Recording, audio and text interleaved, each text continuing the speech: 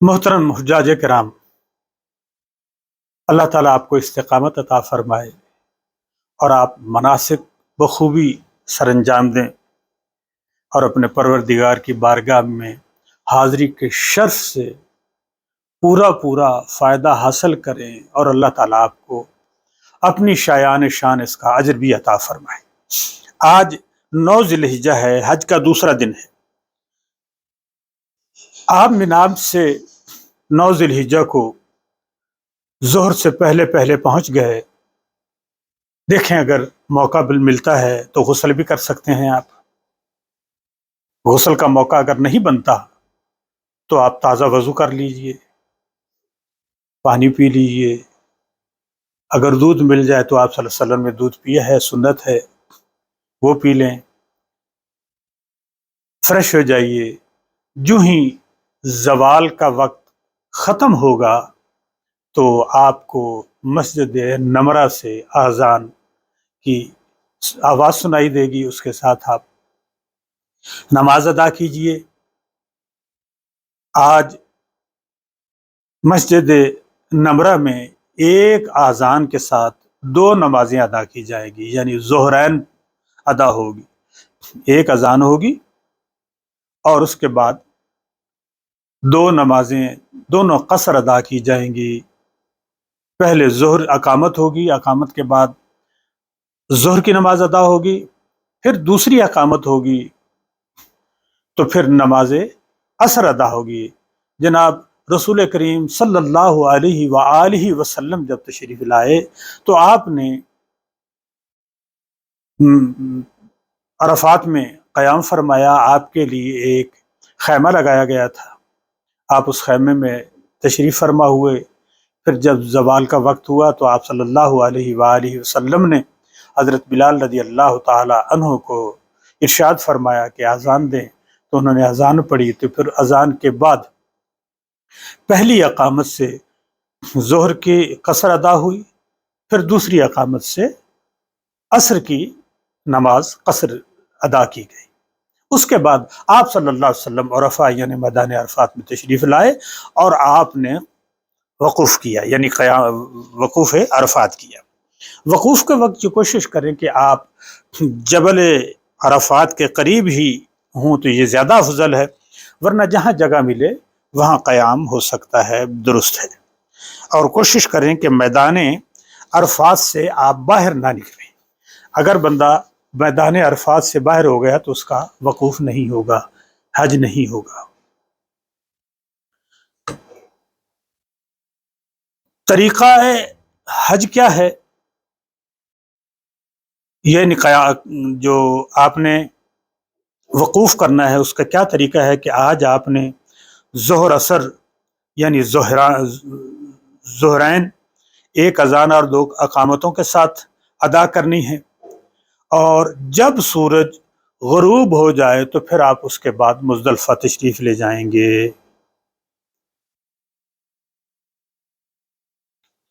یہ دعا جو ہے وقوف عرفات کے لیے، یہ دعا ہے، آپ یہ دعا پڑھیں۔ اس میں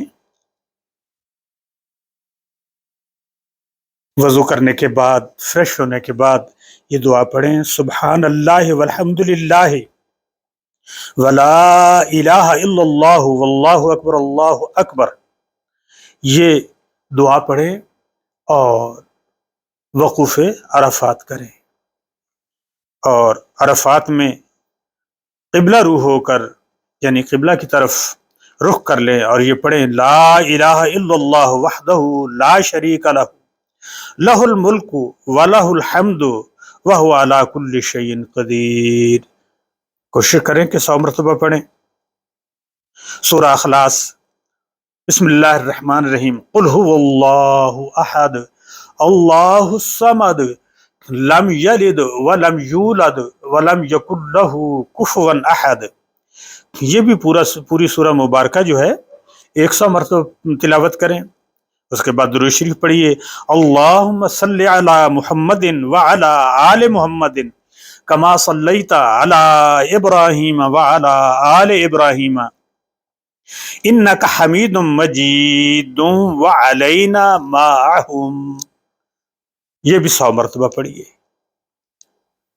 اس کے علاوہ جو بھی آپ ذکر اذکار کرنا چاہیں ضرور کیجیے، اپنی زبان میں اپنے پروردگار کی بارگاہ میں اپنی درخواستیں پیش کریں، عجز و انکساری کا اظہار کریں، کیونکہ یہ مقام ہی انکساری کا ہے۔ اسی جگہ پر حضرت سیدنا آدم علیہ السلام کی دعا قبول ہوئی، اور وہ کس طرح ہوئی کہ آپ جب حضرت سیدہ اما حوا علیہم السلام اور دونوں مل کر اپنے پروردگار کی بارگاہ میں التجا کر رہے تھے تو آپ نے آسمان کی طرف دیکھا تو کیا دیکھتے ہیں کہ اللہ تعالیٰ کے اسم گرامی کے ساتھ ایک اور نام لکھا ہوا ہے، یعنی لا الہ الا اللہ محمد الرسول اللہ صلی اللہ علیہ وآلہ وسلم لکھا۔ آپ نے دیکھا تو آپ نے عرض کی کہ اے میرے مولا کریم، تیرے نام نامی اسم گرامی کے ساتھ یہ کون ہے عزت والا نام؟ مولا کریم تو اس نام کی برکت سے ہماری تمام لغزشوں کو معاف فرما، ہماری تمام خطاؤں کو معاف فرما، ہماری دعاؤں کو قبول فرما۔ میرے مولا، ہمارے لیے تیری رحمت کے سوا کوئی دوسرا نہیں ہے۔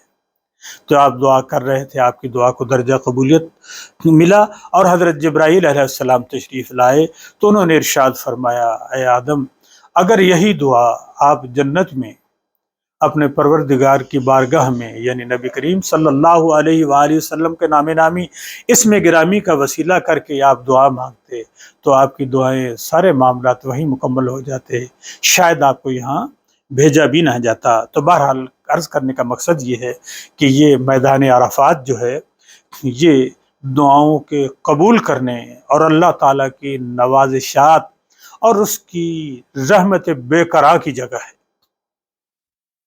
ان خاص ایام میں عرفات میں حاضر ہو کر اور یہاں قیام کرنا یہی حج ہے۔ کوشش کریں کہ آپ وقوف عرفات میں اپنے پروردگار کی بارگاہ میں اپنی التجائی کا پیش کریں، استغفار کریں۔ حضور اکرم صلی اللہ علیہ وآلہ وسلم نے ارشاد فرمایا، افضل الذکر لا الہ الا اللہ، افضل الدعاء الاستغفار۔